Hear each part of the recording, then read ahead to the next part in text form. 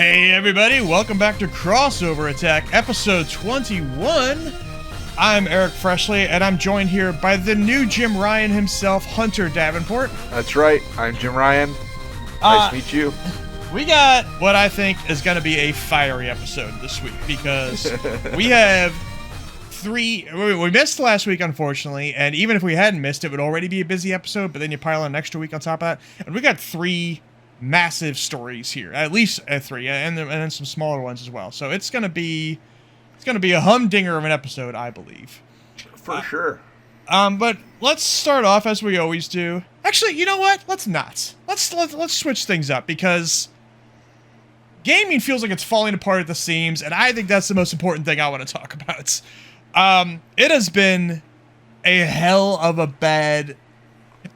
Probably 2 weeks, maybe even longer. I mean, honestly, it's kind of been going on all throughout this year, but this week, things got fucking nuts with layoffs, and mostly layoffs, but a couple other things here. I'm going to kind of go down the list here of everything I'm talking about that's been going on.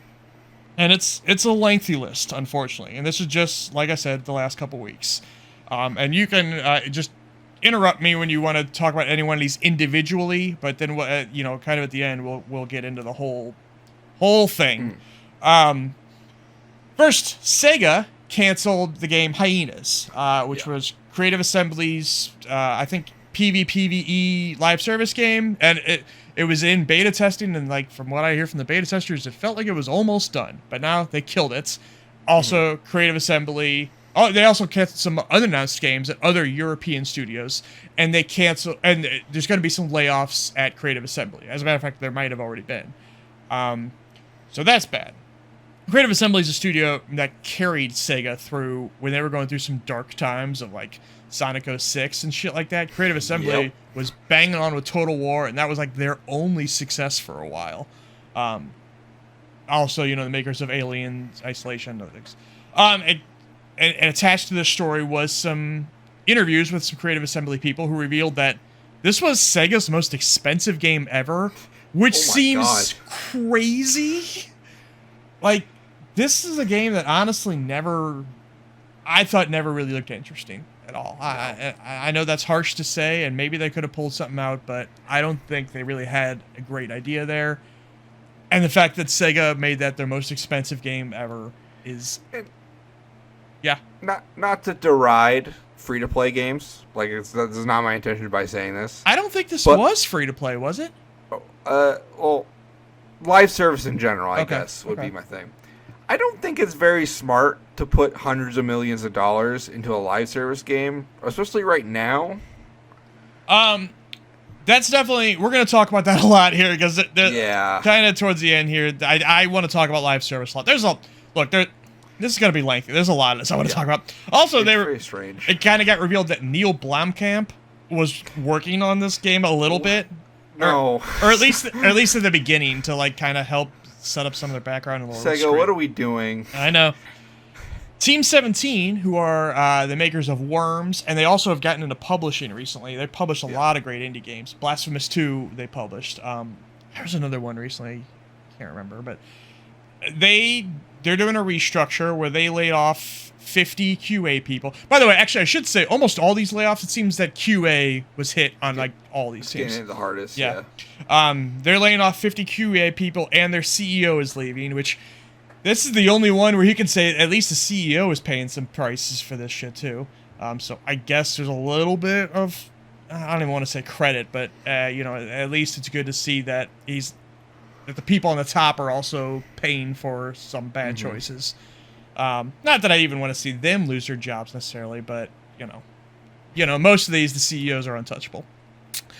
Naughty Dog ended the contracts early of at least 25 contractors, no severance, which isn't uncommon for contractors, but it still sucks. And weirdest thing here is they're pressuring everybody who got laid off and who are still at the studio, everybody, to keep this quiet and to not have it revealed to the press, which it did leak, of course, but you can't lay somebody off and then say, don't tell anybody. What did they expect, honestly? It's insane. And the fact that this stuff is now hitting Sony studios, again, we're gonna get into all this, why, some of the reasons why this is happening, but that's a big warning bell. Also, the Last of Us multiplayer game is not officially canceled, but it is on ice right now. I don't think that's ever coming out. It's not happening. Yeah. That game's dead. Dang, who is the studio behind Boomerang X, which was a great fucking indie game, they're closing. They couldn't get funding for the game they were wanting to make. They apparently tried everything, and nobody was interested, so they're closing down. Telltale apparently laid off most of their staff. I don't think the Expanse game did very well. And they say they're still working on The Wolf Among Us, but it sounds like it might be in some jeopardy. A QA firm, so these are people that don't work for BioWare, but they work with a company that works with BioWare. And they were doing QA on Dragon Age. They voted to unionize last year, and now that QA firm just went through a big round of layoffs, and wouldn't you know it, all the employees they laid off were the ones that unionized. Who'd have thunk it? Yeah. Interesting. Yeah. Twitch had their second round of layoffs this year. Embracer CEOs Lars Wingefors, they talked about how they're still seeking outside investments in some of their projects, like they got Amazon to invest in Tomb Raider, but there's going to be more layoffs and more studio closures. And the big one, the biggest one of all, Epic Games. My God. They're laying off 16% of their staff, which is about 900 people. They're raising the price of V-Bucks, and they have sold off Bandcamp, which, remember, they only bought last year. Yep. What the fuck, Hunter?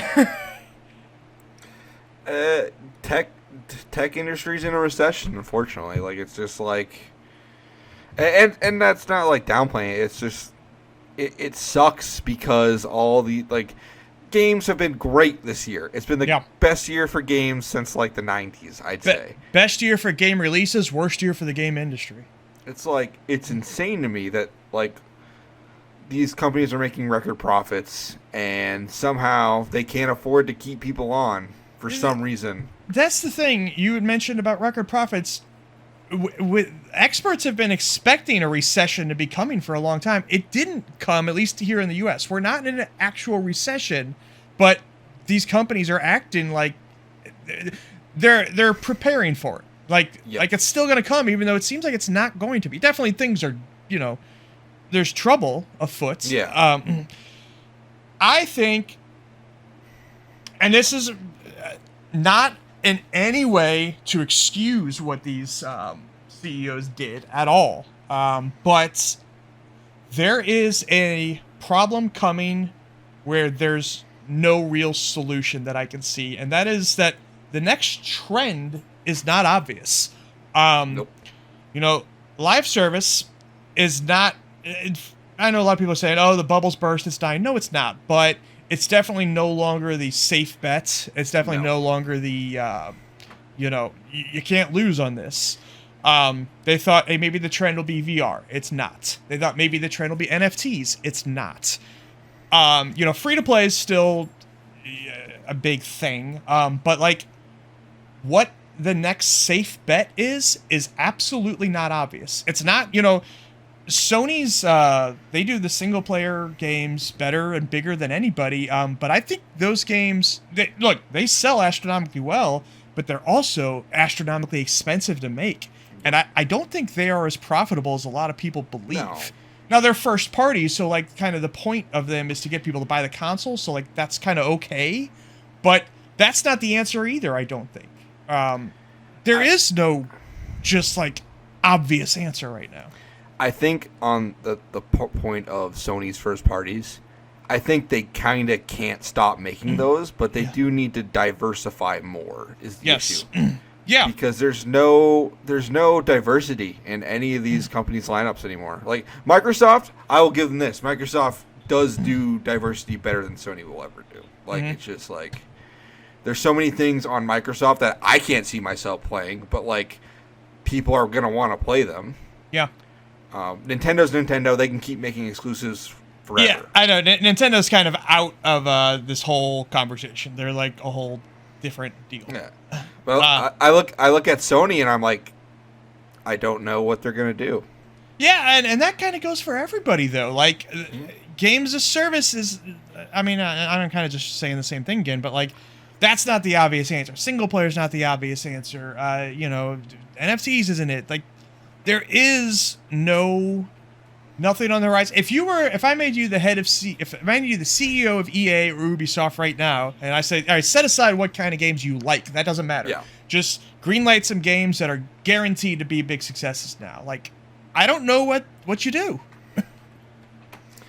I don't know either. I think I've heard a lot of talk about these expandalones, like these. Right. Maybe there's something there. I think in our next episode we might make that the topic unless something else big happens. Yeah. And just to be clear, when you say expandalones, we're talking about Uncharted Lost Legacy, Halo ODST, Spider-Man Miles Morales, stuff like that. Yeah.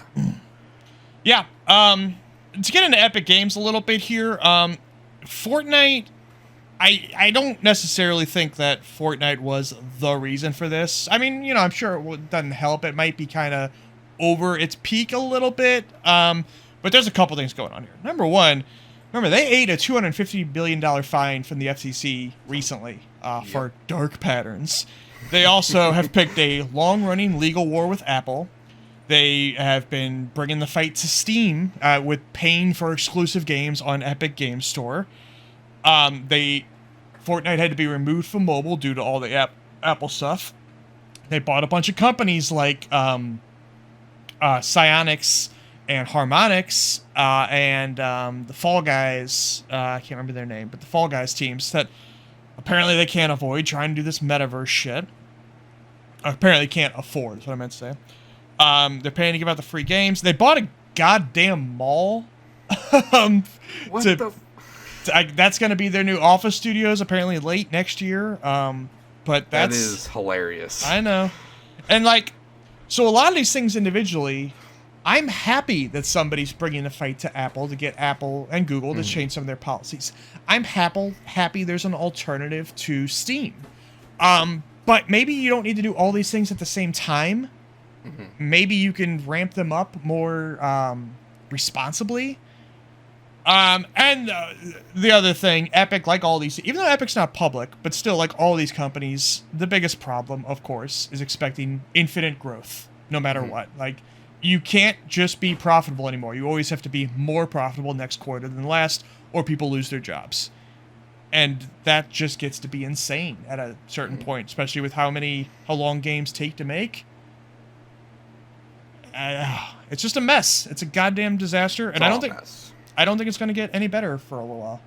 No, and not necessarily like I'm not going to be like, oh, it's the death of video games, because it's not. It's just we're in a rough time period. It could definitely be the catalyst for massive changes to video games. I kind of hope it is in some ways. I don't want to see more people losing their jobs, but yeah, it's a disaster out there. If you're hitting Naughty Dog, like, fuck, man, nobody's safe. Nope.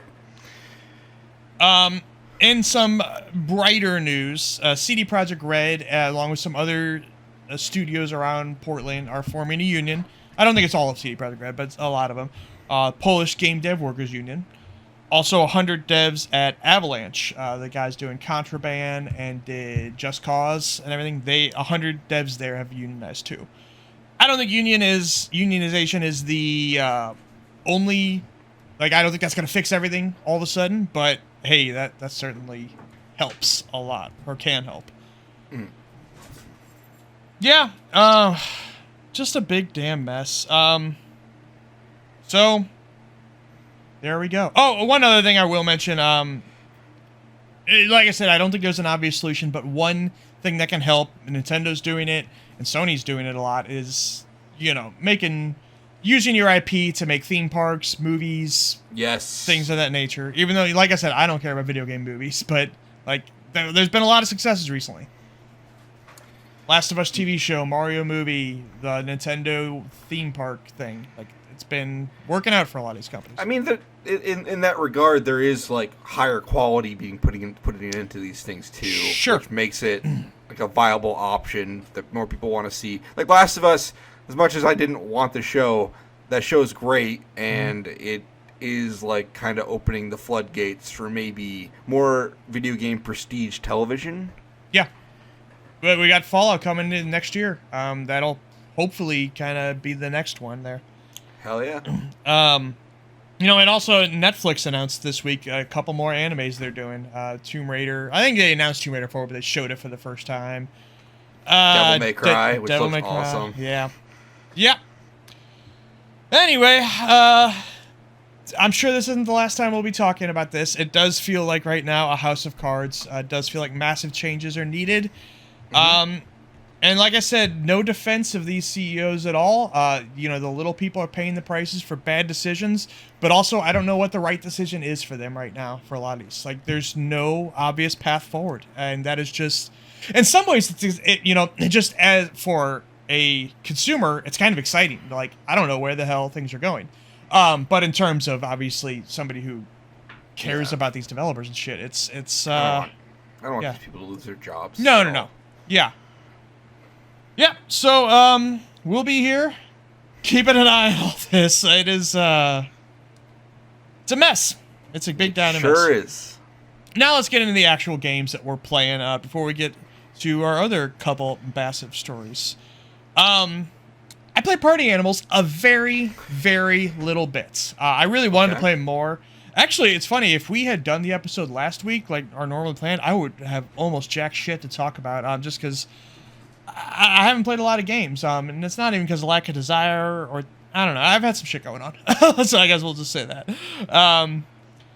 Anyway, Party Animals, though, is a silly-ass game. If you have not seen this thing, it's a lot like Gang Beasts, a whole lot like Gang Beasts, but you play as different animals, who are all very cute, and there are more weapons involved than Gang Beasts. That's kind of the biggest point of differentiation. Yeah. It does control a little bit better, but you kind of, it wants to be sloppy controls, right? Like I just said, it's a silly-ass game, and it accomplishes that very, very well. It's on Game Pass. I felt like the netcode was real good. It's on like I said, very little bit I played. And yeah, it seems to be actually popping off right now, as far as, like, player base. It seems to be doing very well. Game Pass is a perfect vehicle for a game like this.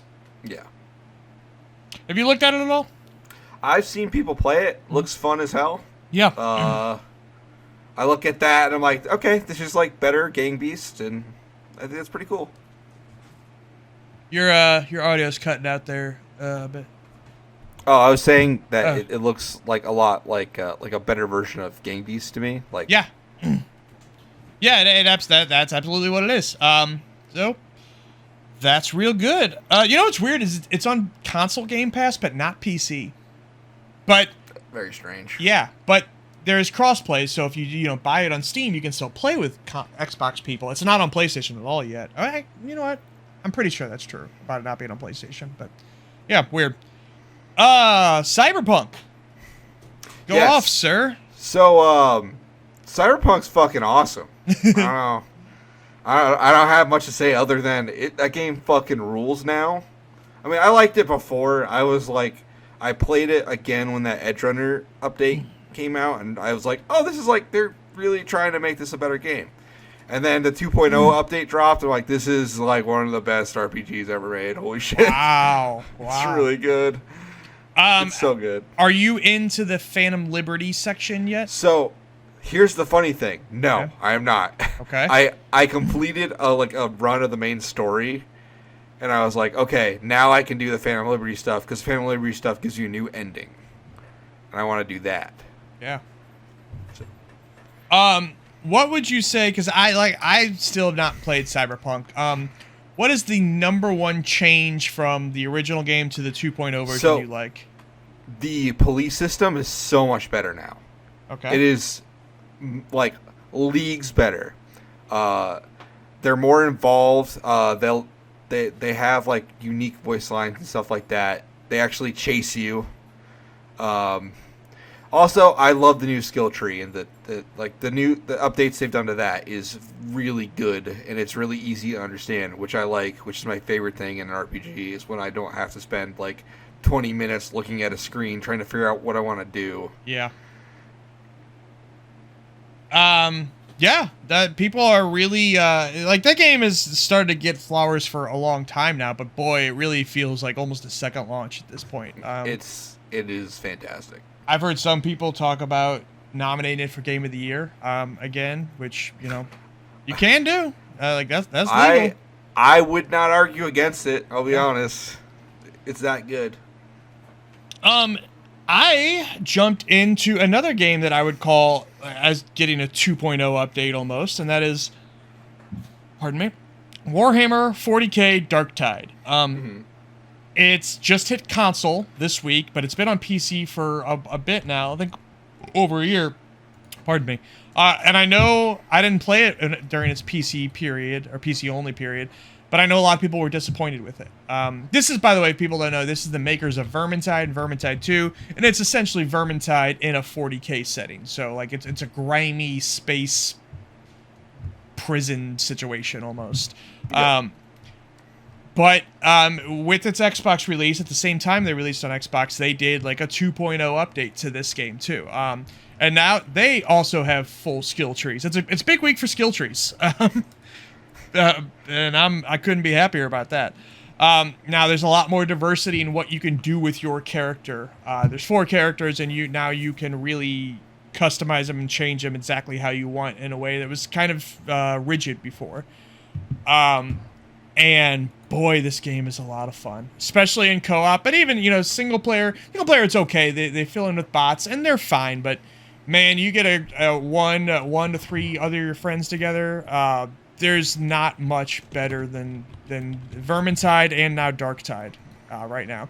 A couple years ago, we went through that attempted renaissance of Left 4 Dead likes, and I've always said the ones that did it best were Vermintide and World War Z, and now I think you can add Darktide to that list, which I would call that like a spiritual sequel to Vermintide too. Yeah.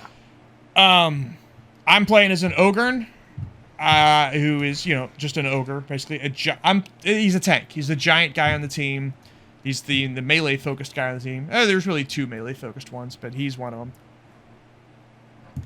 And having a really, really goddamn good time. I might play it more tonight. So, here's my question, yeah. Eric. How familiar are you with Warhammer 40k? 0. 0, okay. So your enjoyment of this game is like outside of the setting. Absolutely, and that was the same with Vermintide. I didn't know anything about the fantasy Warhammer either. However, though, there is probably 2 more Warhammer 40k games this year that I might play also. Oh yeah, Space Marine 2, and also the CRPG, the Chaos Trader, or something like that. Yeah, I believe it's Rogue Trader. Is it Rogue Trader? Rogue Trader. You're right. I know Rogue Trader has 2-player co-op, and after loving Baldur's Gate so much, I would love to play another co-op one of those. So I'm probably gonna. Oh, that comes out in like December, so I might not get around to that one until January. But Space Marine 2 though, I'm gonna be there day fucking 1. So I have no familiarity with Warhammer 40k at all. But I just like the game a lot. I'll play a Warhammer 40k. CRPG. Why not? New World. I was really surprised to hear you get into this. So, okay. I had stumbled across something that kind of implied that New World was getting better. And I was like, oh, okay. So they just released an expansion, and the expansion is really popular. Are their expansions free, or do you pay for them? No, they're paid expansions. Is there a subscription also on top of it? No, there's not a subscription. You just buy the game. All right. So the base game is paid, the expansions are paid, but no subscription? No subscription. Okay. Okay, so I went down a rabbit hole on New World a couple nights ago where I was like, all right, so how is this game now? And it seems very positive, and they just added mounts, which is like, if you're like me, that's like crack. So I check the Steam page. It's on sale. And I go, oh, okay, well, it's on sale. I can afford this right now. So I bought it. And I started playing it. And New World's kind of fun. Yeah? It is really fun, actually. You know, I know what New World is, but I've never watched any footage of it at all.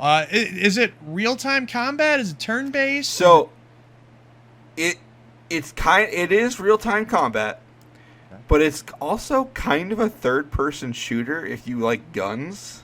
I do like guns. If you get a blunderbuss or a musket.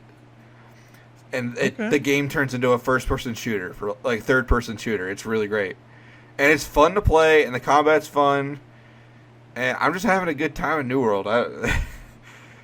I like this game. I don't know. Nothing wrong with that. Boy, Amazon is heavy in MMOs, right? They are. New World, Lost Ark. They're getting behind Blue Protocol, which will be out next year. That seems to be where they want to be, and that's they definitely pick a lane. I don't know if it's going to be the right lane or not for them. I know New World and Lost Ark, for that matter, both exploded at launch, and then it feels like the hype kind of died down. I didn't even know though that you had mentioned how it's good now. I didn't even necessarily know that people didn't like it. I just kind of thought, hey. Maybe they got a little tired of it. Almost like a Diablo 4 situation where, it's not a bad game, but just kind of people kind of... It was really broken at launch. There was, a lot of issues with, account security and stuff like that. Now it seems like they've kind of straightened that all out. So... And the game is fun. I am enjoying it. The story is the worst. I don't like the story at all. Tell me about your character. My character, so how it works is there's no classes in New World. There's a skill tree. Sort of like, in Baldur's Gate, where you start and you, roll your character. You have a character sheet. That's basically how it works. Okay. So you could be a tank DPS if you wanted to, or something crazy like that. And all right. It has a lot of crafting and stuff, too. And fishing, so it's a real MMO. Ooh, hell yeah. But yeah, it's kind of like a open world kind of Minecrafty thing that's really fun. Good. Yeah, that's great to hear. I know you're big into MMOs. Oh, yeah. So and like I said, next year we got Blue Protocol coming. We got what's the one I showed you? Honor of Kings World. Honor of Kings World, yeah. That game looks really cool. I can't wait to try that. It does. It seems like all these MMOs... Actually, I guess New World is an example that's not happening. And for a lot of these MMOs recently, they're all coming out of China and Korea. Yeah, for the most part, a lot of them are really good. They're a lot of fun to play. Yeah. It feels like maybe it didn't work out exactly this way in a timeline, but it does feel like the MiHoYo verse is really... It's opened up the floodgates. Yeah. Absolutely. I would like if New World and Lost Ark, especially Lost Ark. Lost Ark looks so cool to me, even though I've never actually played it. It's a really cool game. I would like if those eventually come to console. I don't know if Amazon, their... okay, so New World is all Amazon. That's even internally developed. But Lost Ark and Blue Protocol, they're only kind of publishing. And I don't know if they've ever brought anything to console Amazon. I don't think so. Yeah. But Gollum was on... Was that Amazon? I don't think it was. That was Daedalic. Yeah. I mean, Amazon's ventures into video games is still fairly new. So, who knows what they're going to do. I don't think they've been awful either. Because, these games are really solid. They just have issues that people can't reconcile. But they seem... Honestly, they seem very focused on, fixing them. Yeah. Yeah. It was a weird start to them. They had that... game was a Crucible that was Amazon developed, and that died immediately, even though I heard it was a fine game, but just nobody cared, and it died immediately. But I guess they're getting their act together, and I don't know, that could be for better or worse. Amazon is a company that scares me a little, but but if we're gonna lose publishers like ABK and Bethesda, it's good to have other people stepping up. Yeah. from stepping up to stepping down, Jim Ryan has been captured and compromised to a permanent end. He's leaving. Jimbo, look. All right, so Jim's head of PlayStation, essentially. He's the CEO, if people don't know. I'm sure everybody knows that by now. And this, it felt like, to me, came out of nowhere. Kind of putting some pieces together afterwards. It makes a little more sense. And a lot of, frankly, what we were just talking about of, like, there's no obvious path forward for a lot of these or a lot of these companies. It feels like maybe Jim's getting that. Well, first of all, you have to grant the possibility he's just retiring for normal reasons because he's not a young man, and his cited reason was travel. He is based in Europe. He would all the time have to travel to North America like every damn week, plus Japan an awful lot too. So I'm sure. No doubt he got sick of that. But, also just, you look at a PlayStation now and, like, they're, not that they're in real trouble, just to be clear, but their path forward isn't entirely clear. This live service thing is starting to, with the Naughty Dog thing, the Last of Us thing, like, it's starting to show some cracks. And the games aren't even out. Yeah. And there's no guarantee it's going to work. Like, I do think their approach is right to have 10 or 12 of them because you only need 1 or 2 to really hit. And so putting out like a bunch of them, it's almost a guarantee they're going to get 1 or 2 of these that really work. I agree, but at the same time I feel like the money you put into them becomes an issue because you're working on 10 or 12 games. They're each like 100 million. So like honestly, for me, these should be lower budget.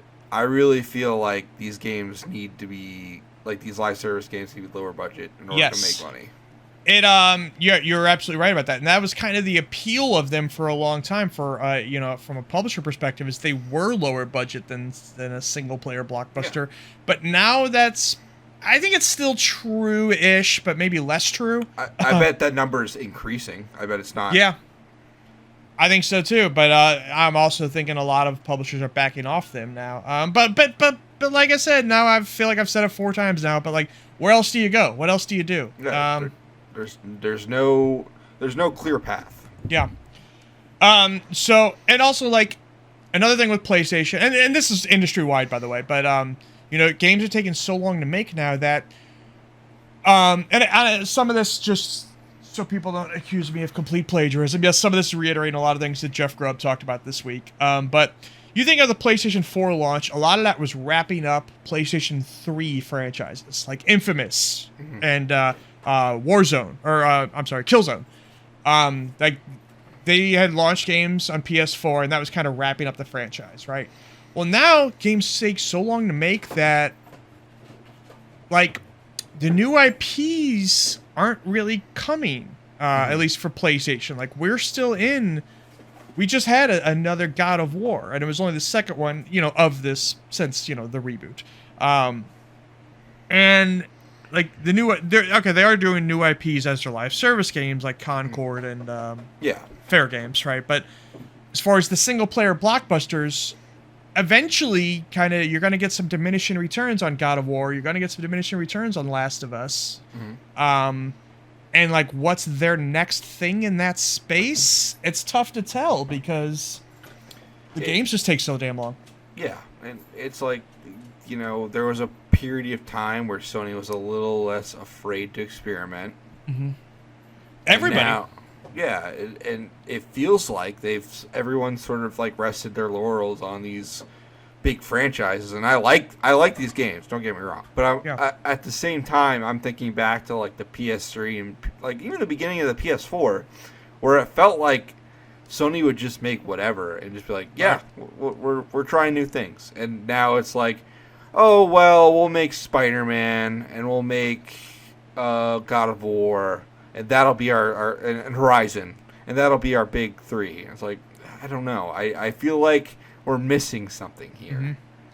Everybody wants the safe bets, but nobody can tell what they are right now. Yeah. So, and that goes back to what we were saying about the budgets. Like you have to make calculated risks. You can't make big risks like they're doing. with these live service games. And unfortunately, also, gamers don't really support new IP that often. I mean, sometimes they do, for sure. Like, it's not a 100% rule, but a lot of times they just don't. We saw Immortals of Avion crash and burn, and that game's, like, fine. It's a fine game, and it just tanked, and a lot of people lost their jobs there. Let's talk a little bit about kind of Jim's league. Well, first of all, actually, just to tie into this, Sony had a hack this week. Yep. A ransomware group hacked apparently all of Sony, not just PlayStation, but all of Sony. And 7,000 Sony employees apparently have had their identities at least compromised, if not stolen outright. So, not that I don't think that really has to do. I don't think that's the reason Jim stepped down at all. But it just Jim's taken some losses recently. I don't. Well, let's just get into it. I got kind of a list of his legacy that we'll just talk about. The live service games. I feel like we've covered that pretty well already. He had some bad quotes on things like backwards compatibility that that haunted him forever. I think he said like he saw Gran Turismo 2 or 3 or whatever and said, "Who would ever want to play this shit?" And then of course this was before they started bringing in old games to PlayStation Plus. Yeah.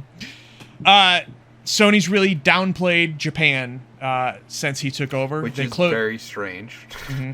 They closed Japan studios. Sony's headquarters moved, or at least PlayStation's headquarters moved out to the West. He raised prices on everything. Games, consoles, subscriptions. Actually, let's talk about that for a second. This is actually also, I meant to mention this earlier, a reason why he might be leaving. Yeah, like I said, also, we can't just grant the possibility that he's being legitimate, he's sick of the travel and shit. But also, like, Sony, the overall corporation, is not doing that great, and PlayStation is their really only successful thing. Mm-hmm. And so it's kind of been incumbent on PlayStation to make every single penny it can to almost carry all of Sony, the corporation. Yep. That's why, we are seeing them take less risk. That's why they did have to raise prices on a lot of these things. And now that they've raised prices, and now that they've had such a strong game output, there's not a whole lot of options left for them to maximize turnover, couch cushions, and find every penny they can. And you see that with like their movie industry and like their TVs aren't doing. They just don't make a lot of money outside of PlayStation. And, I look at PlayStation now, and it's a very different beast from what it was. And I think while Jim is very controversial, he did do everything in his power to try and keep it afloat. But absolutely. How long can those holes stay plugged, Yeah. You have to keep evolving. You have to keep moving. And they're trying, hey, going into the live service stuff, that's an evolution. It might not be one people are happy with, and it might not be one that will work out, but, they are trying to change things up. It's for sure a short-term solution. It buys them time, but, we'll see. Activision Blizzard King, he was not able to block that. Oh, he did a good job of gumming up the works. He did. I've never seen a man use a government to attack another company. It's pretty crazy gambit. And the last kind of big negative on him is the Roe v. Wade email. If people don't remember this was one of the most tone-deaf, ridiculous things I've ever seen. Right after Roe v. Wade was struck down and tempers were hot, and I mean they still are hot, but like when it was at a fever pitch, he sent out a company email encouraging their studios to not talk about it, essentially publicly, not take a position. And then he said, put in this whole part about like, well, to distract you from the troubles of the world, let me tell you some stories about my cats. And this is fucking nuts. Mm-hmm. And it was not met well by his employees at all. And I don't remember if he actually apologized for it or not. I don't think he did. But I know a lot of the studios, especially Bungie, ignored the part about don't talk about this publicly. Bungie like made a bunch of strong statements. I think some of the other studios did as well. But Bungie's always been very progressive publicly. That's something good about them. But let's be fair to Jim and also talk about a lot of his successes, because there were a lot. The numbers don't lie. PlayStation's stronger than it's ever been. We've spent a lot of this episode talking about how there's some troubles afoot and all this stuff, but like, make no mistake, they're a bigger juggernaut than they've ever been. They're the kings of the industry, essentially. Absolutely. And you know, it's important to not forget that when we're talking about all the troubles they might be coming up on, but still, like, they're number one. It's not, and spoiler, it's not going to ever change. Really, I don't think it ever will. They've firmly grasped themselves with those digital libraries. Like it's in terms of console sales, no doubt about it. Yeah, absolutely. You know, I think it's, when you add the revenue that Activision Blizzard King's gonna make to Microsoft, like, they come close as far as money, but you know, striking distance. But in console sales, no chance. He expanded to PC big time. You know, it's not day and date like I wish it was. Me too. But it's still, hey, there was never been PlayStation games on PC until a couple of years ago. And it's good he's doing it. Yeah, absolutely. Yeah, these are all kind of, these last couple here I'm going to mention, they're all positives. He has gotten PlayStation properties heavy into movies and shows. We talked a little bit about that already, but that's been a big win for them. Last of Us was great. I mean, I didn't watch it, but it's great to a lot of people. I loved Twisted Metal. I don't know if that was a financial success, but I love that damn show. And they got more coming. I don't know how the Gran Turismo movie did. Yeah. I'm sure it made money somewhere. He expanded the head counts of almost all the PlayStation studios, which, you know, Xbox has been doing that too. They all have. Although, shit, maybe everyone's going to get laid off now, so who knows. But and he's also bought a bunch of studios. Not as much as Microsoft has, but they bought Bungie, they bought Housemarque, they bought Insomniac, I think Nix's. He was very, I will say, like, those acquisitions were very smart because it was very tactical. It was like, oh, well, Housemarque makes games for us already. Might as well own them. Yeah. Blue Point's another one I forgot to write down, but yeah, that's one too. Yeah, so, like, I make fun of Jim a lot because it's easy to make fun of him. Yeah. It's super, super easy to make fun of him. But, like, I think he did well overall. Like, the numbers don't lie. Yeah. It does not spell disaster for him. I know. I was just thinking that too. I knew as soon as I said it. But yeah, he's an overall positive. And it's always just going to be funny to me, even though I think gaming has more CEOs that don't play games that do. Yeah, it's really weird. But Jim was the most, like, bold-faced about it. Like, fucking, he did not care at all about the games themselves. And that will always, like, I don't think that's, like, evil or bad or anything, but it is just kind of funny. Yeah. It is pretty. I mean, that picture of him holding the PlayStation controller with, like, weird dainty hands, and I think there was a picture where he had his PS5 upside down behind him, and just, I don't know. He's easy to make fun of, but I think it was good to have him around. Now, as far as his replacement, I know there's a lot of fantasy booking out there of bring back Sean Layden or Shuhei. I don't think either of those are going to happen. Sean Layden definitely not. Yeah. And I don't like, and Shuhei's not in that position anymore. Sean Layden's too deep in the crypto game right now. Is that what he's doing? He's doing, yeah, I'm pretty sure he's doing crypto stuff. I thought he was doing consulting shit. Oh man, that's disappointing. His interim replacement is Hiroki Tokoki. I'm probably not pronouncing that right, but it is fun to say it that way. But I don't need, and that guy could end up being the permanent replacement in time. They could just say stick with it. But either way, I think, like, the guy, whoever's going to take that position now, somebody we probably have never even heard of. Like, I don't think they're going to bring in Reggie or something like that. Although that would be funny. Yeah. Any wrapping up thoughts on Jimbo? Yeah. Bring back Sly Cooper. That's all I care about. Okay. About 2 years ago, there were strong rumors about a Sly Cooper, but they seem to have died down. Fucked it all up. Did they actually do it, or? I don't think they ever did. Okay. Yep. I have the Sly Cooper collection on my Steam Deck. I love those games. Never played them. CMA has granted preliminary approval to Activision Blizzard King. Oh, God. And Tom Warren has reported, a little bit after that, Tom Warren reported that Microsoft right now is internally preparing to announce closure on this Friday, the 13th. And if all goes well, because I think early this week, actually maybe like it's Monday or Tuesday, CMA is going to talk their final decision, and it seems likely to go through. And that is the final roadblock before closure. The FTC is still going to sue afterwards, but they don't have an injunction, so they can close and then fight that fight later, which I think the FTC will lose that as well. But so we are really, really, really on the end game of this now. I know we've said that before, but it's happening.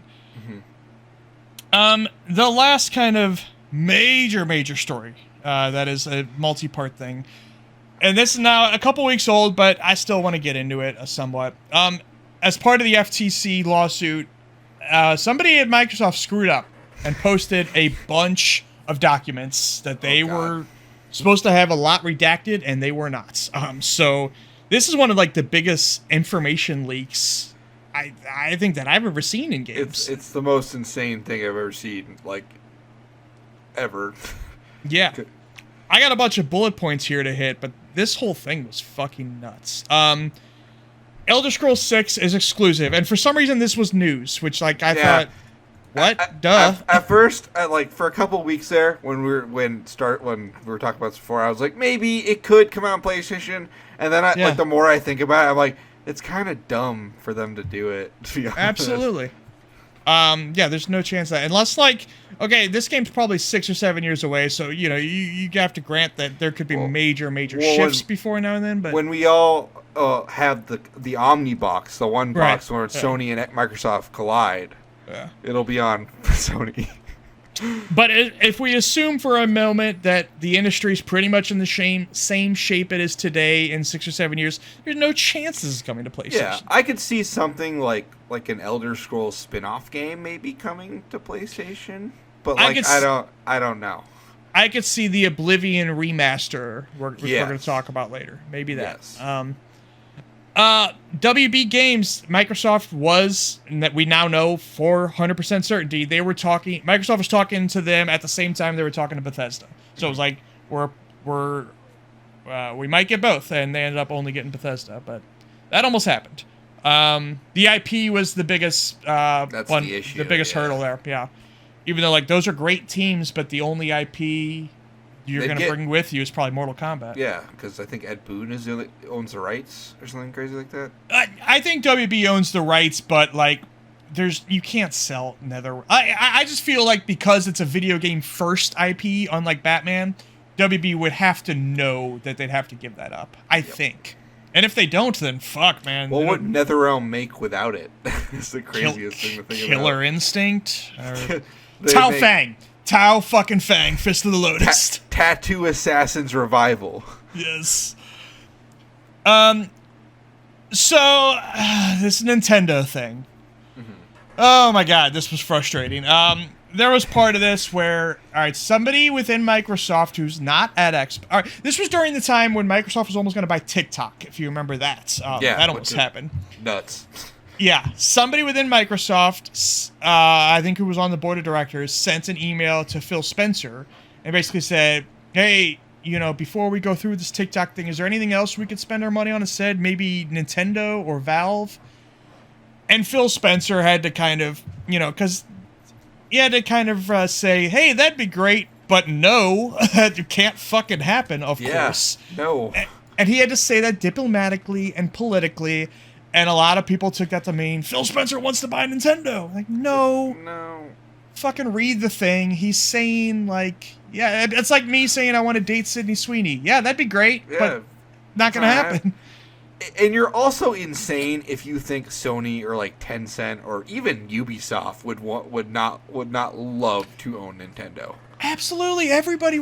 If you don't want to own Nintendo, you're a fucking idiot. Yeah, like, it's so stupid. I don't understand. It's like, people make Phil Spencer out to be this, like, cartoon liar man, and I'm like, I know. He's just an executive. Like, he's just media trained. That's all it is. Yeah. And I just... did people read the actual email? Like, it's so crazy to me. I don't know. I think a lot of people are just completely unfamiliar with corporate communication, and a lot of them. Let's be clear. A lot of it is also just spurned on by fanboys who know better. They're just lying to kick up drama. I would like to point on that as, like, I've seen a lot of let's call them the gaming media. And this is not me putting my own tinfoil hat. This is just what I've noticed. They do benefit from fanboyism. They really do. Absolutely. They act like they don't, but they absolutely gain everything from the console wars. Yes, and I understand that it's a rough landscape right now there in the gaming media. You know, they've had layoffs too, like crazy, all over the place, and sites are shutting all the time. So, like, I get you need the clicks, and I feel bad about that, you know. But man, this was just like people acting like this was like the idea that Phil Spencer's plotting to buy Nintendo is laughable. It's not happening. It'll never happen. This is one of those times where I kind of wish Phil wasn't so nice, where he could just come out on Twitter and be like, "No, you dumb fucks, this is not idiots." The thing." Yes. But anyway, some of their next gen plans were laid out. I know it feels like we just started this gen, but some of their next gen plans have already been not cemented, but they have an idea of where they want to go, and that is a native console and cloud, a native console and a cloud hybrid thing, almost like, remember the Crackdown 3 pitches of feels and Flight Sim. Honestly, this is where I always thought that the cloud stuff was going, was like this direction. It feels like they were talking about this with the Xbox One launch, and it didn't really happen. Yeah. Well, like I said, Crackdown happened, and Flight Sim does a lot of this too. But it feels like that's where they want to go. They are talking about, I didn't even write this down, but I know they are talking about switching from x86 to ARM. Now, I'm not a huge hardware guy, so I don't pretend to fully understand. I don't know what that means, so... It's their internal processors and infrastructure. Oh, so, okay. And I believe, again, like I said, I'm kind of dumb on this stuff, so I'll forgive me if I'm getting this wrong. But I believe the big advantage to ARM is how scalable it is. You can make a lot of mobile games on it, but also it can scale up pretty well. And so that's what good. iPhone is using too. Yes, exactly. My concern there is backwards compatibility. Like, are the x86 games that we've now gotten for like 3 generations, are they going to be able to run on this new machine? That if that can't happen, then I think it's not worth it. Then that's essentially like a death sentence. I feel like if that happens. Now it could be. I've seen again Grub float this conspiracy theory. You know, their backwards compatibility team stopped working on. Like, they stopped making new games backwards compatible a long time ago. It could be that the reason why is because Phil Spencer directed that team to, hey, make our old games work on ARM. Figure it out. Because that's not going to be an easy task. But if they can do that, then fine. But I'm worried a little bit about that. Yeah. A roadmap of Bethesda games is part of this. I believe this roadmap... It was a little unclear from the slides when this information's all from. So... I believe this roadmap is actually from before Bethesda was owned by Microsoft, and Microsoft was looking at buying them. So my point is, a lot of this could change, or could have already changed. But this is what was on there: Fallout 3 remaster and an Oblivion remaster. Both those we've heard some rumblings about, so not a huge shock on either of those. Doom Year Zero. We'll get back to that in a second. Dishonored 3, and a Ghostwire Tokyo sequel. I feel like if any one of these is going to be scrapped, it's Ghostwire Tokyo sequel. Yeah, but at the same time, I feel like it's not crazy that game comes out.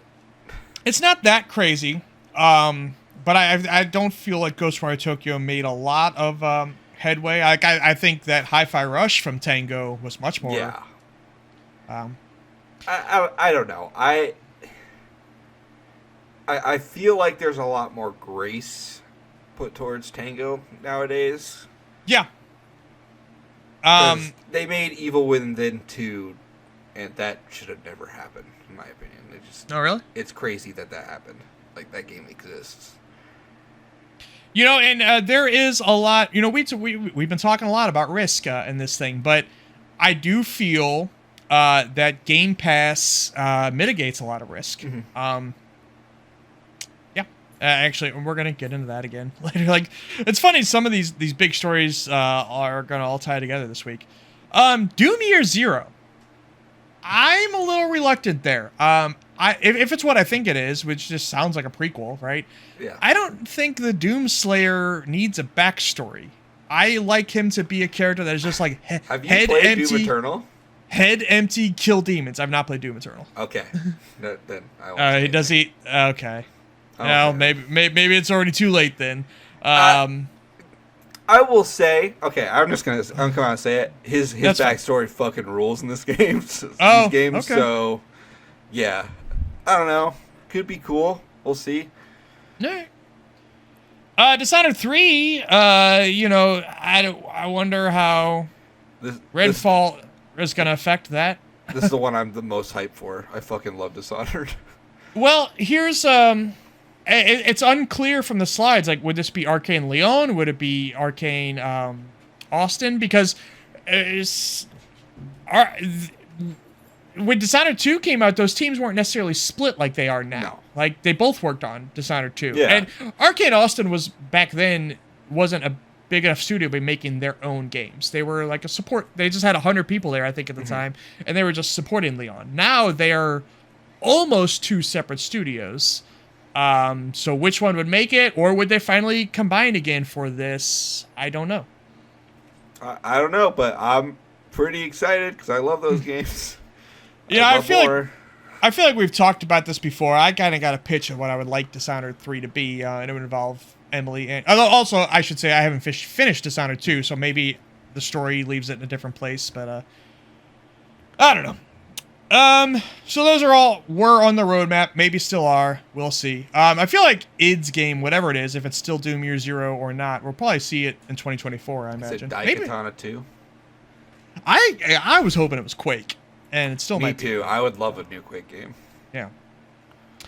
Also, like I said, Fallout 3 Remaster and Oblivion Remaster, I would expect those on PlayStation because they do it with Quake, right? Quake 1 and 2 went on PlayStation. I feel like remasters are fine. But And like I looking at that MGS3 remake, if Virtuous is the studio, that's pretty exciting. Like that. Right. I believe Virtuous is the studio on Oblivion. I don't know about Fallout. They also are planning a mid-gen refresh, but it's not an upgrade. It is essentially the same guts of a console, but it is got twice the storage. It's in a cylinder design now, which is weird. And on the slide, they called it adorably all digital. Well, I don't know if that sticks. No, I mean this is an internal slide. I don't think they would ever say that publicly. Yeah, true. Because that is just a funny ass thing. You know what's interesting to me is that there's only one of these things, and there's no second SKU like the Xbox Series S. There was a Series S in there too. Was there really? Oh, Yeah, I didn't write that one down because I didn't care that much. Okay, But that's kind of their like I think 75% of people are playing on Series S, which is insane. yeah.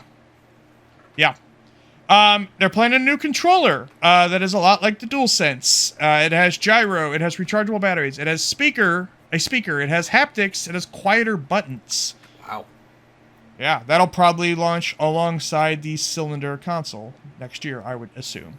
There's also a little bit in there that made it seem like they're planning on ending the Elite controller by June 2025, which I thought went underreported. It feels like I just saw that and nobody else was talking That's about it, which very is weird to me. strange.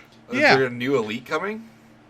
It did not say so, which worries me. I like the Elite controller. I don't want those that things are line great. back. Like the best controllers on the market, really. A lot of the a lot of this was, like I said, PowerPoint slides. There was a lot of it that was internal emails, though, Phil Spencer conversations, like the Nintendo thing, right? Yeah. And one of the emails, one of the people used the phrase BGP, which is before Game Pass. They used it in the same way like you would say BC, like 10,000 BC. And that was just the funniest thing in the world to me. Turns out the vast majority of Game Pass users do pay full price, so I know a lot of people were using that deal, including me, about, hey, you can convert Xbox Live Gold to Game Pass, get a great deal. Turns out almost nobody's actually doing it. Most people just pay the full price. Game Pass subscribers play an average of 14 hours more per month than non-subscribers and spend $23 more per month, which is just, I just put that in there because, like, that's, people talk about how Game Pass is unsustainable and all this stuff. Like, I think, and it's just evidence that, hey, Game Pass strengthens everything else about your storefront. Mm-hmm. Like, people, even if you have Game Pass, you're still buying games. And, I'll be honest, sometimes when a game's on Game Pass and it's not like a first-party game, I'll buy it on Game Pass because they give you a discount on it. Absolutely. And just, and even if, if you're on Game Pass, you're going to be spending more time on your console, and you'll buy something like Call of Duty, which actually, Call of Duty will be on Game Pass soon, but, you'll buy Battlefield or whatever, or you'll spend money on V-Bucks and Fortnite or whatever. So, anyway. We'll all be playing everybody's favorite, but Call of Duty. Call of Duty goes soon. That's just my Game Pass defense section, because, well, whatever. Also, Red Dead Redemption 2 next-gen version was in one of these slides, too. So that seems like it is happening. Not a huge shock, I don't think. But, again, though, this information's old. So maybe GTA 6 production ramped up, and maybe they scrapped this. Who knows? But, and then maybe the most, like, illuminating thing about this, there was a whole discussion about Risk, which, like I said, we've been talking about. But Phil Spencer was talking about, and I think it was to Sarah Bond, or to one of the other execs, and talking about why Ubisoft is making games with Star Wars and Avatar, and why EA is going heavily into Marvel and stuff. And that is just that, like, there's no safe bets. And again, I know I don't want to repeat the same thing we just did, but it was a very interesting email, very illuminating email, which it's just kind of funny how it ties into all the stuff we talked about earlier. Yep. We're in weird times. That was the most interesting stuff in the leak for me wasn't necessarily like the headlines and everything, but it was just the conversations that Phil was having with a lot of these people. Mm-hmm. That was a lot. So, yeah. Anyway, Terraria. The developer of that is a company called Relogic. They are supporting Godot and an engine called FNA, which I've never heard of. Oh, yeah, I've never heard that.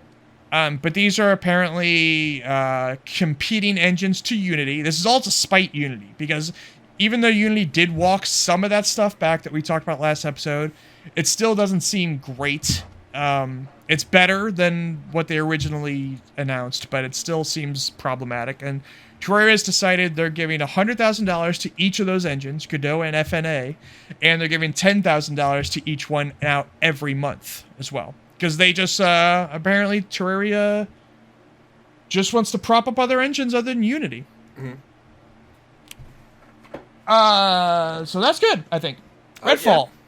Yeah. Oh, no, boy, go ahead. Here we go. No, go ahead about the engine first. Fuck Unity. Everyone, get off Unity as soon as you can. If you're listening to my voice, switch your game over. I don't care if you delay it. Switch it over. Yeah. You can't trust, even if like they have watched some of the spec, you just can't trust them now. No, you can't. There's nothing they can do now because it's like they've already done it once. There's no guarantee they won't try it again. Yeah. Redfall. Finally got the update. 60 frames a second now on console, as well as apparently AI has been improved. Mm-hmm. Much more enemy density now, so you won't just have so many empty parts of the map now. Just from I've not played it. I didn't play the old version. I still haven't played the new version. I did reinstall it though, so maybe I will at some point. The initial kind of reaction that I'm seeing on it seems more positive. It's not a great game still. Like it's not a 9, it's not a 10, but people say, yeah, you know, now it's like a 7. It's good now. That's something. Yeah. Seems better. Shouldn't have launched the way it did. No, there's no defending that. That's for sure. But these things happen, you know. It's a creative medium as well as a tech medium, and shit happens, you know. I hope they can salvage something out of it. Like I said, I've always liked the idea of that game on paper a lot. You gonna play it? No. To be honest, there's not a lot they can do to win me back. So, no, I'm not playing. How much did you play before? About 4 hours. Okay. I don't like it. It is not for me. Yeah. It's hard to blame you. Like when a game just makes a bad first impression like that. Even when they fix it, it's hard to go back to. I don't know. It's just a mind I went fuck. back to Cyberpunk, so we don't know. But I'll be honest, I was just not feeling like the overall look of the game, and just like some stuff that I don't think patches can really fix. Yeah. I should say this isn't to disagree with you at all, but I meant to say, as part of this patch, also visuals have been improved, and apparently lighting a big part of it too. Yeah. Glenn Schofield has left his studio, striking distance. They put out the Callisto Protocol. Glenn Schofield, he's a veteran of Dead Space and Call of Duty. He got funded by Krafton, which is the PUBG people, to make to form his own studio, striking distance. They put out the Callisto Protocol, which tanked. That's by the way, just another example of like, hey, single player is not safe either. There's nothing safe right now. As a matter of fact, I probably should have just put that in the other section. But they should have never have taken this out of the PUBG universe. That's the other thing. I mean, not that I think that would have saved the game, but it would have made it a lot more fun for me. Which is just like, I don't know, it was just a lot more weird and interesting. Yeah, there you go. That game actually right now is the free game on PS Plus this month, if people want to check it out. But from what I hear, I'm not a horror guy at all anyway, but from what I hear, the Dead Space remake is much better. But it is. It's a fantastic game. Yeah. Tokyo Game Show happened. Not a huge amount of news out of it, but Swery and Suda51 finally revealed their collaboration game at the Xbox show.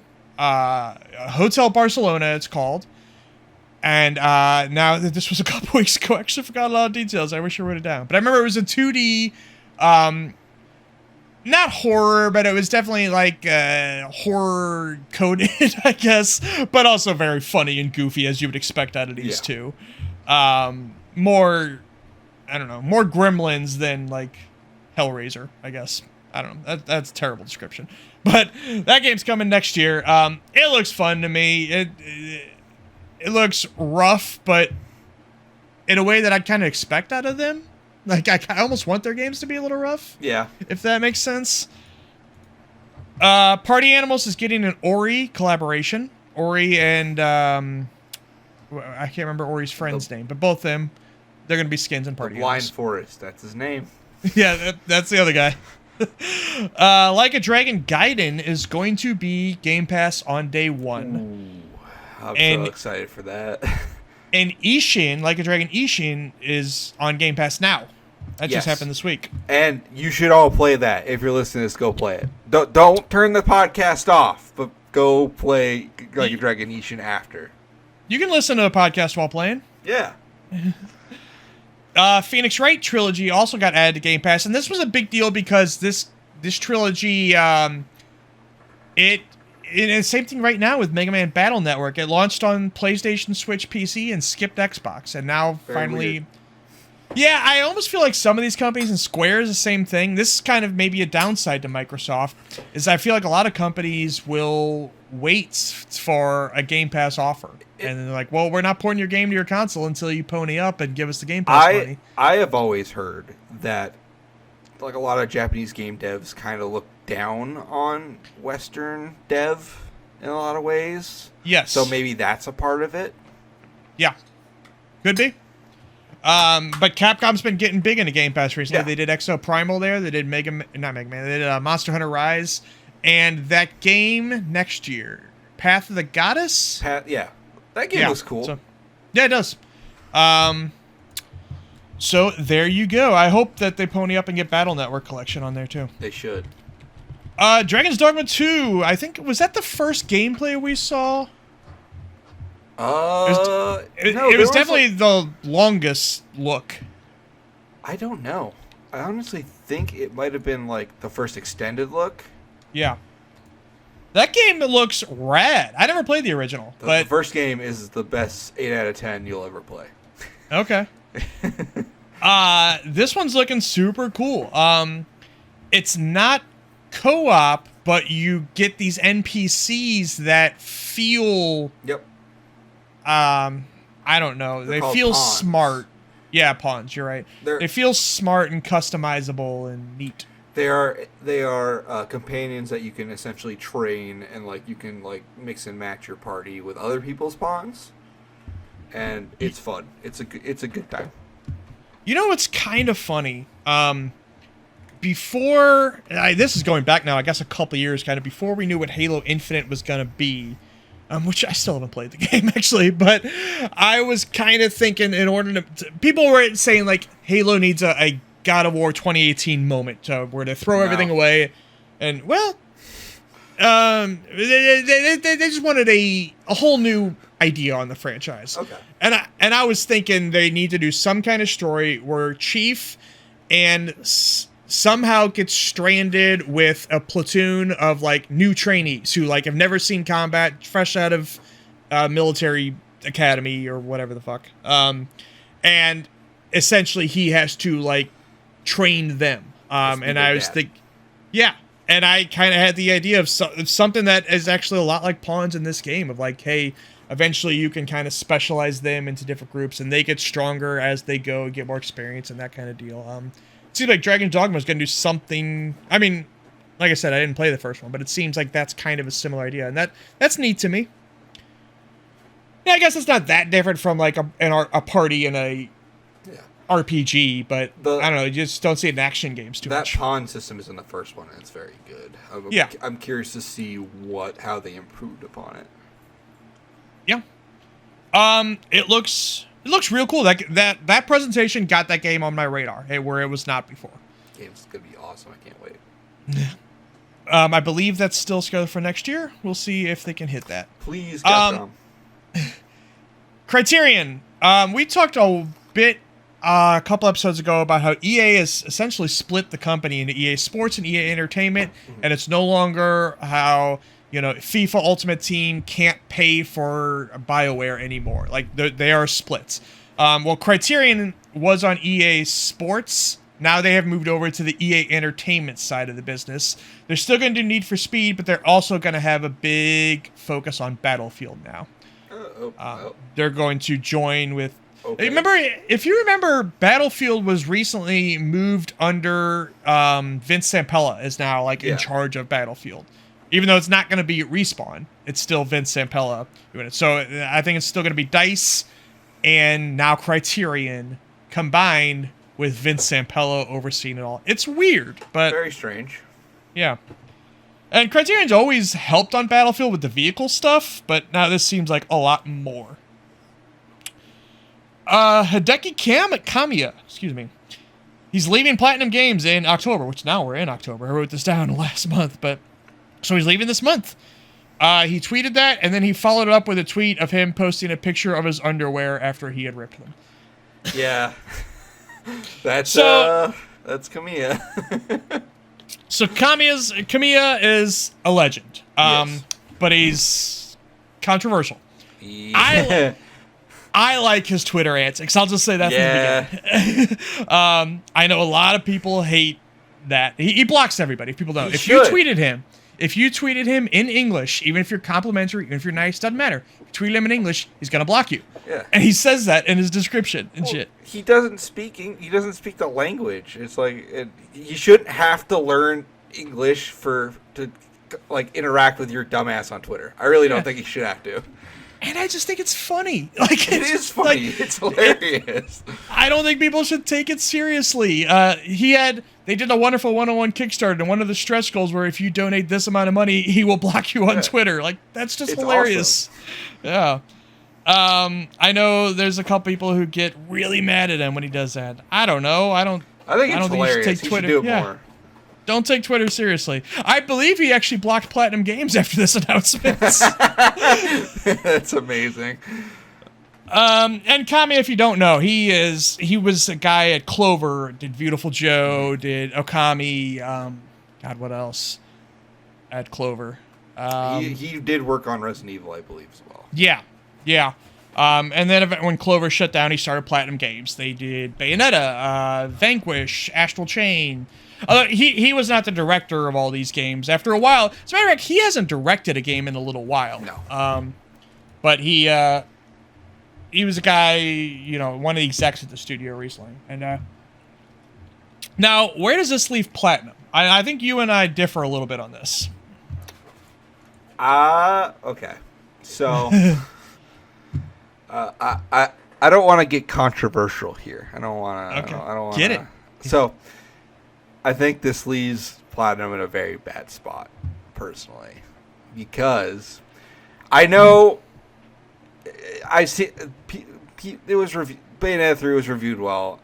There's a lot of people who disagree with that. It's not. That game has a lot of issues that are very nitpicky for the fan base. Sure. And I look at the state of their live service games, where it's there's nothing inherently wrong with doing one, but they've tried this already, and it failed miserably for them. It seems like what you're talking about is Platinum has talked about they're going to do a bunch more. Yes.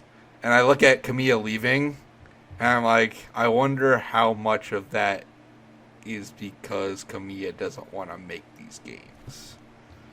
It could be that. It's very possible. But also, there's a growing trend of NetEase, especially buying famous Japanese developers, like the Yakuza guy. Like Kamiya's mentor. Shinji Mikami, yeah. Yes, Mikami now. So, if we hear in a couple months that, hey, he's working for NetEase with a brand new studio, I would not be shocked. Sure. Could even be that Mikami and Kamiya are teaming back up again. Or that Platinum had enough of his Twitter antics, and they were like, get out of here. It could also be that, yeah. But Platinum always has big, I'll say critical successes, not necessarily, and actually none of their games have been huge sales successes, but big critical successes or big misses. Babylon's Fall, big miss. Well, they were mercenaries for hire, essentially. They right. were just we can make really good action games. If you want one, we'll make one for you. And that worked for them, but it can only get, goes back to the growth thing. What do you want to do? Rest in your laurels making the Transformer game, or do you want to, make $1 billion on Babylon's Fall, Sure. And they also did a bunch of work on Nier Automata as well. And that game was awesome. Yeah, and they also, Astral Chain was fucking great, too. Yeah. And the Bayonetta Origins thing reviewed real well, too. I haven't played it, but it reviewed really well, I know. That was this year, I believe, earlier this year. It feels like it kind of just got forgotten about. I don't think it sold very well, but, people didn't like it. I think Platinum still has the goods in them. Oh, yeah, for sure. I just don't think that those goods translate to live game success. You could very well be right. I also feel like Platinum is primed to be bought right now, honestly. Yep, that's the other thing, too. It could actually be that's already in the works and Kamiya doesn't want any part of that. Could be.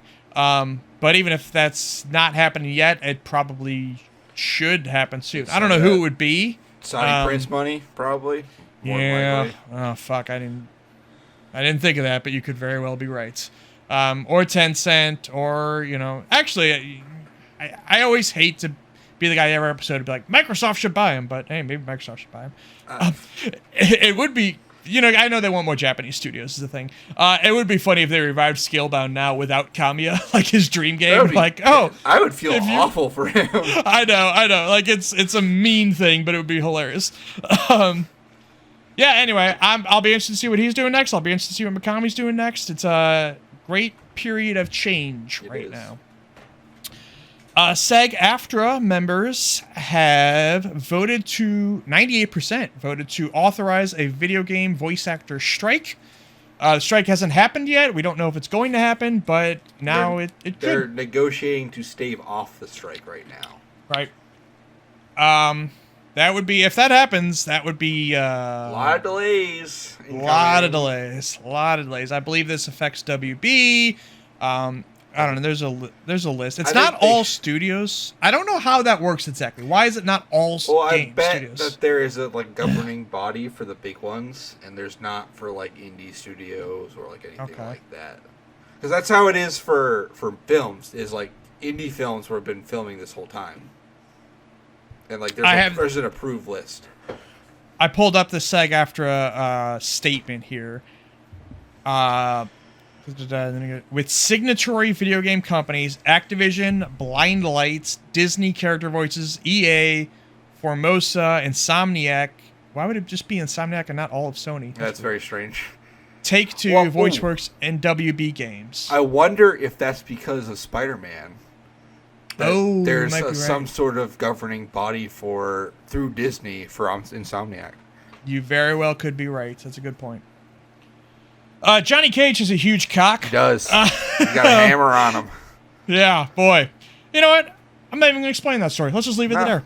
Resident Evil 4 is $60 on iPhone. Now, I kind of get that, you don't want to scorn your PC and your console players by selling it to them cheap. But who the hell's going to pay $60 for iPhone?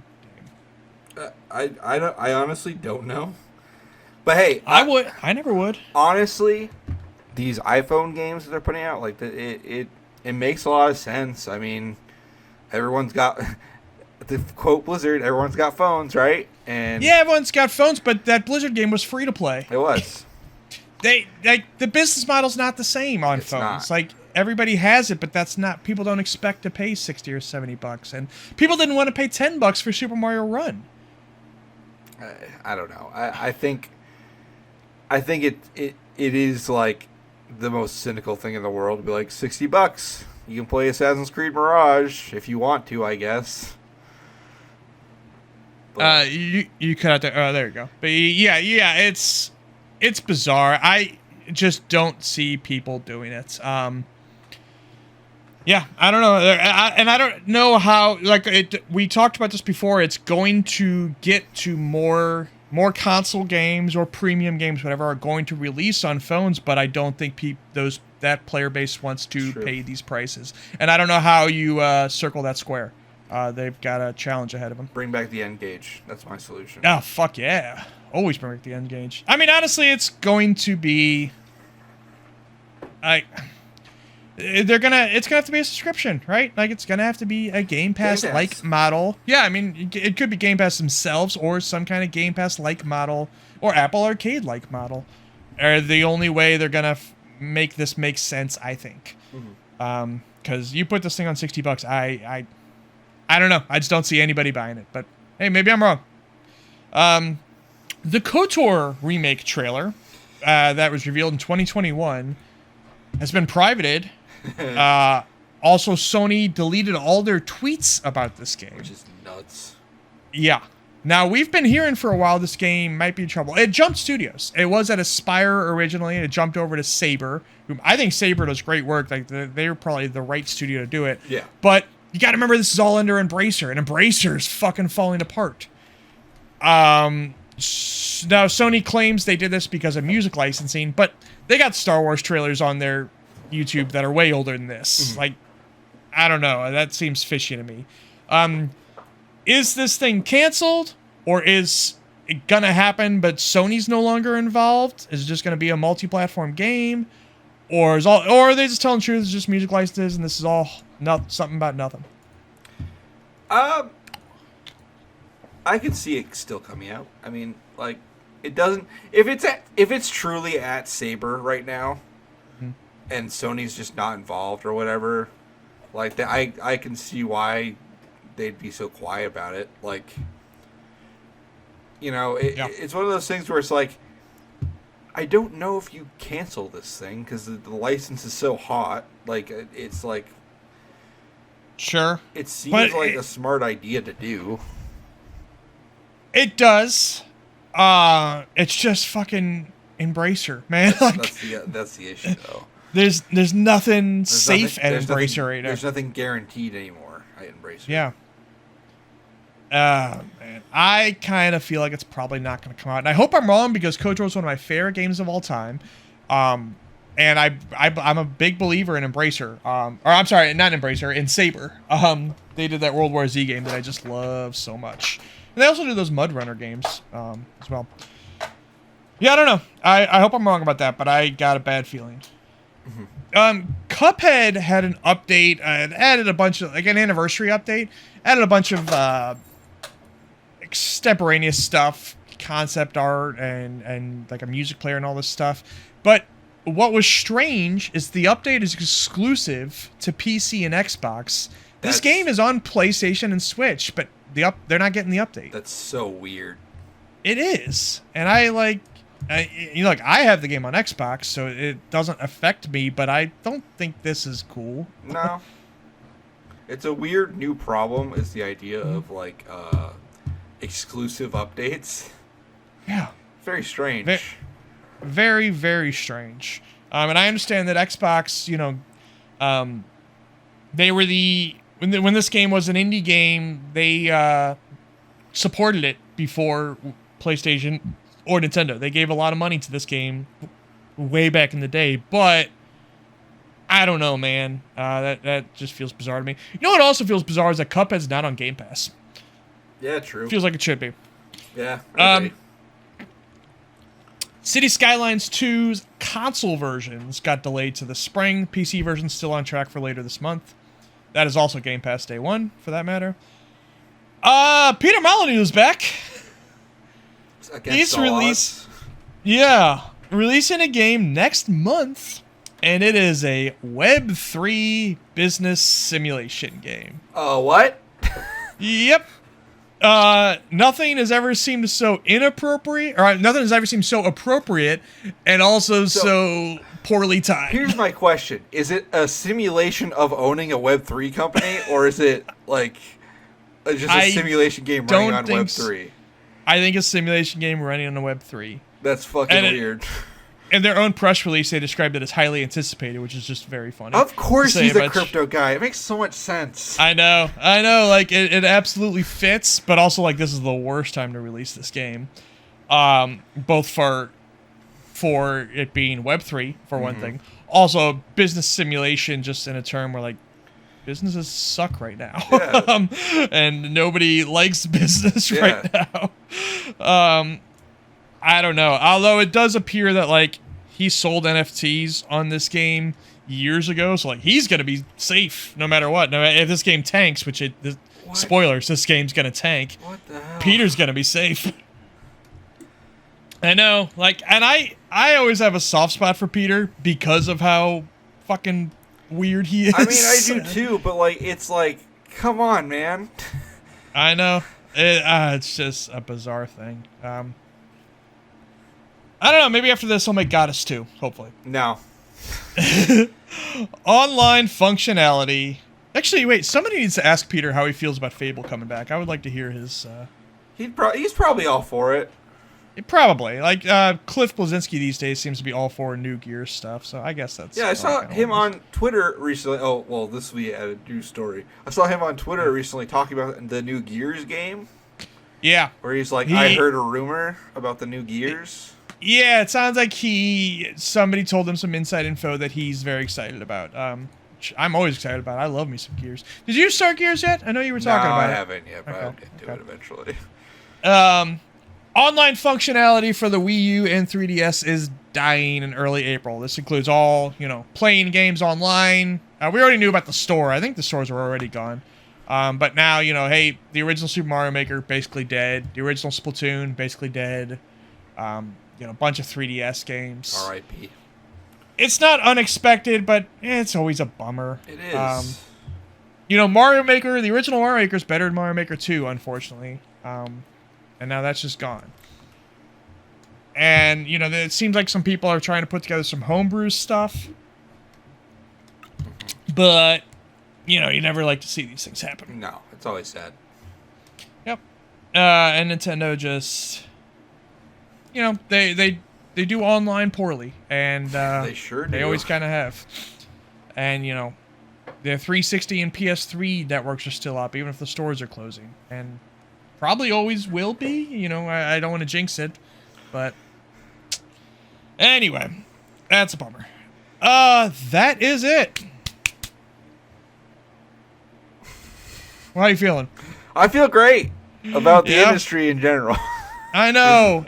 It's like, I don't know, man. It just feels like a house of cards. And yeah, video games aren't going to die, of course. But, like, the way things are done is going to need to change. Yep. And I don't have the answers. I have, you know, I can tell you some things that have gone wrong. But I don't know how to make them go right. And I don't think anybody does right now, which is the problem. When I am elected CEO of Sony, I will fix video games. Yes. Our hearts go out to everybody who lost their jobs recently. You know, we were just talking a couple months ago about how everybody's hiring and fucking there's more money coming into games and new studios are popping up everywhere. And then it just not good anywhere. And it does feel like most of the new studios, you know, I know striking after Callisto Protocol bombed, they laid off a bunch of people, and after Immortals of Avion bombed, they laid off a bunch of people. But most of those studios, I think, the new studios are still hiring. So I guess that's some good news out there. But man, 900 people out of work at Epic alone. Oof. Big sad. Yeah. Anyway, where can we find you? What are you up to? Tell me about your other shows. You know, you can find me everywhere. I'm not going to be on Fan Zone for a little bit, but Comic Club is coming back. We're still working on a date to come back. I have just been crazy busy with life and work and, you know. Damn life. Yeah, it sucks. But yeah, that's coming back soon. You can find me on Twitter at Mango SNTL. I'm on there regrettably every day. I think about deleting it and I don't, and I'm like, well. But yeah. I am at Freshly Streamed Games on YouTube. It's Ley at the end of Freshly. I had somebody message me this week about how they couldn't find me on YouTube because of that shit. That's just my last name. I'm sorry. I wish it wasn't that way. It's spelled weird. What can you do? And, you know, I'm also Twitter, Threads, the stuff. But YouTube is the best place, which you might be watching this on YouTube already. And we will hopefully be back in 2 weeks. What do we got coming out? Let me pull up my little schedule Spider-Man. Here. Spider-Man and Mario, same day. I'll be talking Spider-Man next time you see me. And I'll be talking Mario next time you see me. Maybe we'll do them at the same time. Yeah. We'll just yell at each other. Endless Dungeon comes out the day before Spider-Man, which I'm excited for that game, but I don't know if I'm going to play it right away because of Mario. Nick All-Star Brawl 2 is out. Well, what's the date of... I'll also probably have a new computer by the time that comes out. Oh, So we're going to be... We're going to be recording the day after Spider-Man and Mario, so we'll only have 1 day of experience with them, but oh well. All right, so that'll be fun. Jam-packed episode of games to talk about next time. Woo! We'll see you then. Goodbye. Bye-bye.